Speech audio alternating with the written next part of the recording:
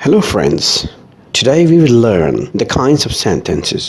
जुमले की इकसाम हम सीखेंगे मुख्तलिफ़ किस्म के, जिसमें हमारा मूड किस वक्त पूछने का होता है, बताने का होता है, इनकार का होता है, हैरानगी का होता है। तो ये सारी गुफ्तगू समझने के लिए हमें काइंड्स ऑफ सेंटेंसेस समझने हैं। देखिए, सबसे पहले जो है वो है असर्टिव या डिक्लेरेटिव सेंटेंस, जिसे बयानिया जुमले कहेंगे। उसके बाद हम पढ़ेंगे इम्परेटिव सेंटेंस, हुक्मिया या इल्तिजाई जुमले कहते हैं जिसे। उसके बाद है ये जो थर्ड नंबर पे, उसका तलफ़ुज़ काफ़ी गलत पढ़ते हैं, लेकिन आज हम आपको मुख्तलिफ इसके प्रोनाउंसिएशन बता देते हैं कि इसको हम इंटरोगेटिव भी पढ़ सकते हैं और इंटरोगेटिव भी पढ़ सकते हैं, क्योंकि वाउल साउंड के बाद डबल आर आ जाता है जहाँ पे हमें स्ट्रेस देना है। तो that is called interrogative sentence या इंटरोगेटिव। तो ये सवालिया जुमला कहलाएंगे, ठीक है।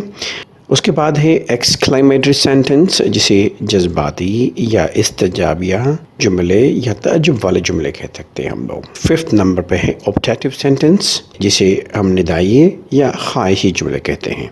चलिए तो अब मज़ीद डिटेल में चलते हैं और जानने की कोशिश करते हैं कि ये जुमले हैं क्या। नंबर 1 पर है असर्टिव या डिक्लेरेटिव सेंटेंस, जिसे बयानी जुमले कहते हैं। लफ्ज़ बयान में से तो आप समझ रहे होंगे कि बयान करना, बताना किसी को। अब उस बताने में इनकार भी हो सकता है और डायरेक्ट समझाना या बताना होता है।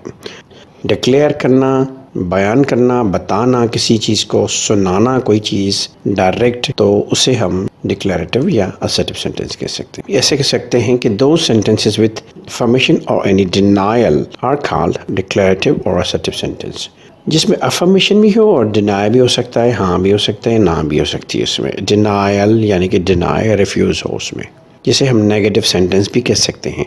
तो ये जान लें कि असर्टिव में हाँ और ना यानी कि नेगेटिव सेंटेंस भी हो सकते हैं उसमें। For example, the sun sets in the west, सूरज गुरूब होता है मगरिब की तरफ। ये अफर्मेटिव सेंटेंस कहलाएंगे, जिसमें कोई चीज़ बताई जा रही, समझाई जा रही। ये एक यूनिवर्सल ट्रुथ भी है, ठीक है। She does not walk alone, वो अकेली वॉक नहीं करती। अब वो नहीं का मकसद ये है कि अब यहाँ पे जो डिनायल हमने आपको बताया है, ये वो डिनाई करती, वो नहीं चलती, तो ये नेगेटिव सेंटेंस कहलाएगा। उसके बाद हम चलेंगे थर्ड एग्जांपल की तरफ। He is my teacher, affirmative या डिक्लेरेटिव सेंटेंस कह सकते हैं। सेकंड नंबर है इम्परेटिव सेंटेंस, जिसे हम हुक्मिया इल्तिजाइया जुमले कह सकते हैं। A sentence that shows command, order, advice, prohibition और रिक्वेस्ट। काफ़ी जुमले हैं जिसमें कमांड ज़ाहिर हो, हुक्म हो, मशवरा हो, या कोई चीज़ प्रोहिबिट की गई हो, या रिक्वेस्ट हो, इल्तिजा हो, उसे हम इम्परेटिव सेंटेंस कह सकते हैं। मिसाल के तौर पर स्टॉप टॉकिंग। अच्छा, सबसे पहले मैं इनकी अलामात बताऊं कि ये उठते ही वर्ब से ही स्टार्ट होते हैं, शुरुआत इनकी वर्ब से होती है।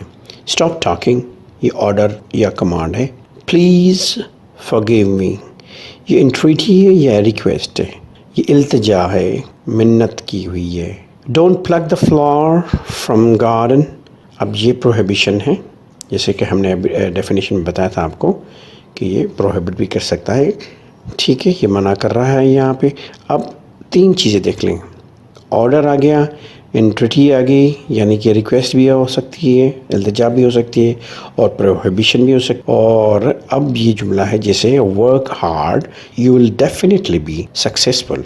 इस जुमले में ये बताया गया है कि मेहनत करें, आप यकीनन कामयाब हो जाएंगे। ये सजेशन या एडवाइस भी है।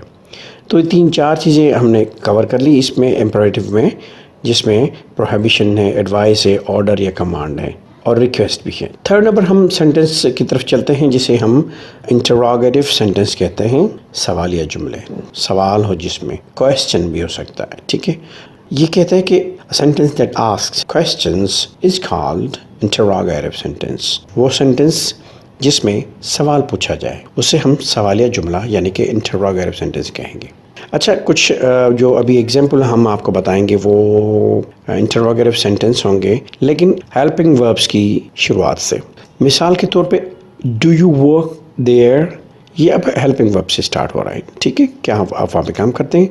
सेकंड नंबर पे have you ever been to UK, आप कभी यूके गए, तो यानी कि हेल्पिंग वर्ब से ही स्टार्ट होता है। डिड यू हैव लंच, आपने खाना खाया, तो ये हेल्पिंग वर्ब से स्टार्ट होता है। आफ्टर दैट اسی انٹراگیٹو کو آگے بڑھاتے ہیں. کچھ ایسے سوالات ہوتے ہیں جو کویسچن ورڈز ہوتے ہیں, سوال کے ورڈز ہوتا ہیں.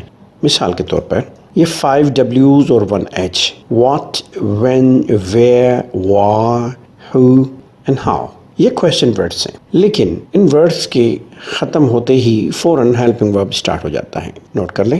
مثال کے طور پہ what do you do, what is a question word, اس کے بعد فوراً آ جاتا ہے ہیلپنگ ورب, ڈائریکٹ سبجیکٹ نہیں آتا. So what do you do, when did you have lunch, where are you going, who are you going with, how do you feel in winter, etc. تو ایک کویسچن ورڈ سے start ہوتا ہے اور question words ختم ہوتے ہی helping ورب start ہو جاتا ہے تاکہ وہ انٹراگیٹو ہی رہے. تو یہ ہو گیا انٹراگیٹو سینٹنس. 4 نمبر پر ہم پڑھیں گے ایکسکلیمیٹری سینٹنس, جسے جذباتی یا استجابیہ جملے یا تعجب والے جملے کہہ سکتے ہیں ہم, حیرانگی والے. A sentence that shows some strong sudden feeling or emotion is called an exclamatory sentence.